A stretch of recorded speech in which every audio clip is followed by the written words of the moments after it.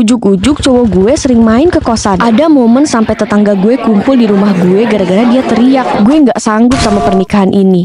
Peringatan, animasi ini dibuat dengan tujuan sharing pengalaman pribadi sang pengirim cerita. Dimohon untuk menghargai cerita tanpa menyudutkan beberapa pihak. Selamat menonton. Hai, kenalin, gue Tasya. Asal gue dari Bangka Belitung. Jadi, kisah ini perjalanan hidup gue yang bikin gue agak trauma karena pernikahan dini. Kisah ini dimulai ketika gue lulus SMA pas umur gue 17 tahun. Waktu gue SMA, gue udah punya cowok, namanya Rian. Umurnya terpaut 2 tahun lebih tua dari gue. FYI, Rian ini tetanggaan sama gue. Rumahnya cuma kepisah sama satu rumah. Iya, pacar gue memang dekat, 5 langkah dari rumah. Jangan sambil nyanyi ya lu pada. Walaupun dia tetangga gue, dia udah kerja di kota, di sebuah klub di kota Pangkal Pinang. Pas gue sekolah tuh, gue pengen buru-buru lulus biar gak LDR sama cowok gue lagi. Jarak perjalanan Bangka Belitung ke Pangkal Pinang ya kira-kira 2 jam ke tempat dia. Makanya dia gak pulang pergi dan milih ngekos di sana. Nah kan gue udah lulus ya. Jadi gue mulai ikut kerja sama saudara gue di restoran gitu.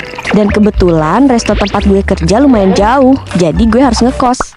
Tapi yang membagongkan, ujuk-ujuk cowok gue sering main ke kosan dan sering nimbrung mulu di kosan. Lama-lama gue sama cowok gue satu kosan. Jangan ditiru ya guys ya. Emang salah banget gue nurut-nurut aja dan akhirnya susah sendiri gue. Setelah tinggal bareng, gue jadi tahu sifat aslinya. Ternyata dia red flag parah cuy. Pacar gue posesif banget, kasar, sok jago, aka so berani pokoknya. Bawaannya mau gelut aja dia tuh sama orang lain. Ada satu momen yang akhirnya gue sesali. Gue sama dia skidi papap. Dan dari sini hidup gue sengsara. Gue super duper dikekang, gak boleh ini, gak boleh itu, bahkan gue gak boleh kerja. Akhirnya kita jadi sering berantem. Gue jenuh dan gue pergi diem-diem pas dia kerja dan gak bilang sama dia. Pas pulang ke kos, dia udah nungguin gue dengan muka kecutnya. Gue muak dengan hubungan toksik kayak gini terus-menerus. Akhirnya, ada di satu momen gue ngehubungin mantan gue pas zaman awal SMA. Gue chatan doang sih di situ. Dan lu tahu apa yang terjadi selanjutnya? Gue ketahuan coy. Di situ dia langsung mode ngamuk dan pada saat itu posisinya adik gue kebetulan dititipin ke gue karena waktu itu ibu gue berobat di rumah sakit di kota. Gue taruh adik gue di luar kamar alias di teras kosan. Gue takut adik gue kenapa-napa pas dia ngamuk. Padahal umurnya baru 3 tahun saat itu. Sampai akhirnya ada yang ngamanin adik gue. Gue kepengen kabur bawa adik gue, tapi gak bisa. Pintu depan dia kunci dan dia ngehadang gue di pintu keluar. Dia banting semua botol kaca dan ngambil kabel mau bundir. Gue rebut tuh kabel dan kaki dia berdarah karena pecahan kaca.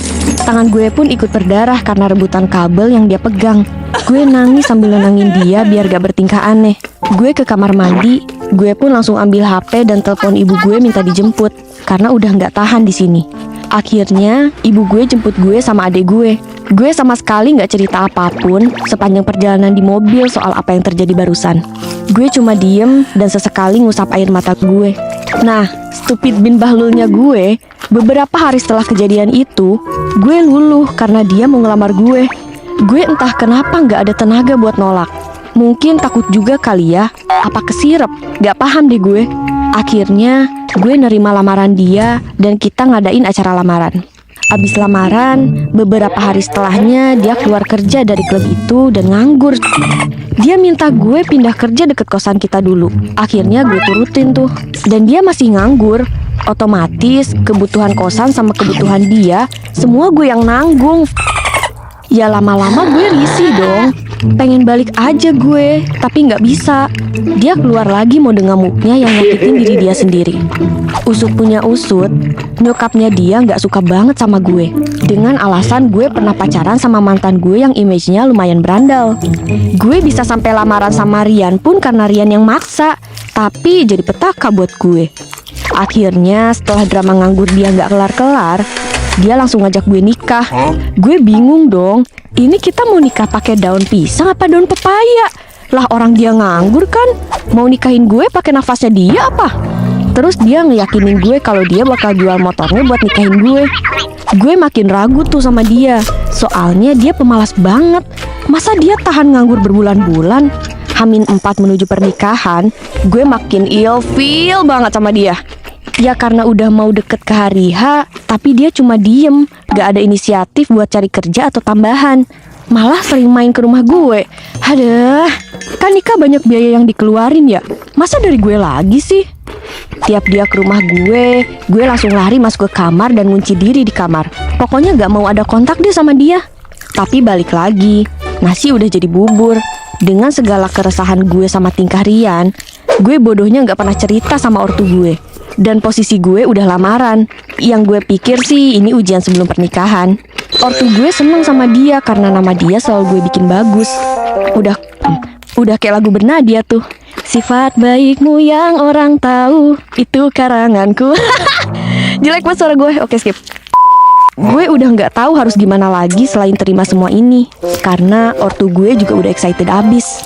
Akhirnya pernikahan pun dilaksanakan dengan hikmat. Dan after nikah, jadi bejir banget kehidupan gue. Pas udah nikah, gue dikasih motor, rumah, beserta isinya sama ortu gue. Rumah ini jaraknya gak jauh dari rumah ortu gue dan ortunya Rian.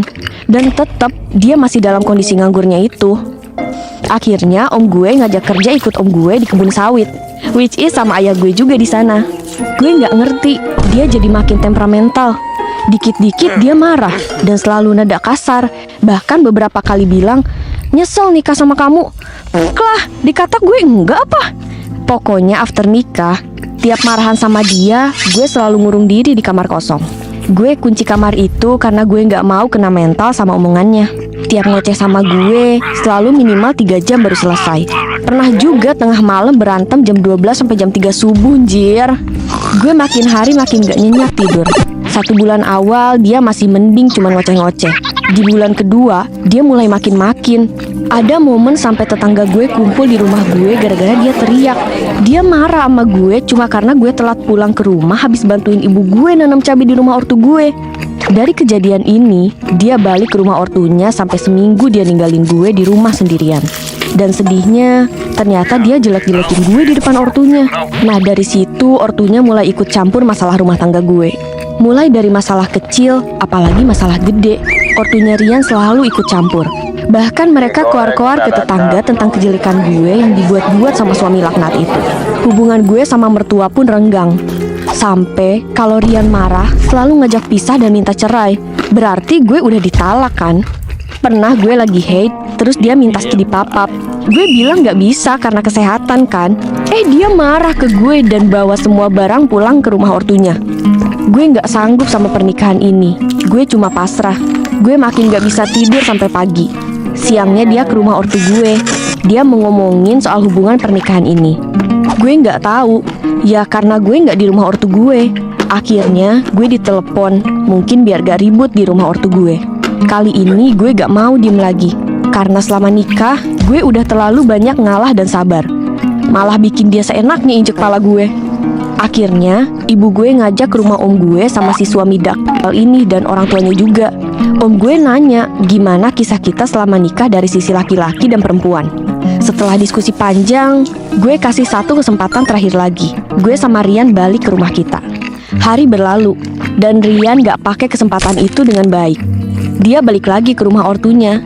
Dan kali itu gue ikutin ke rumah ortunya.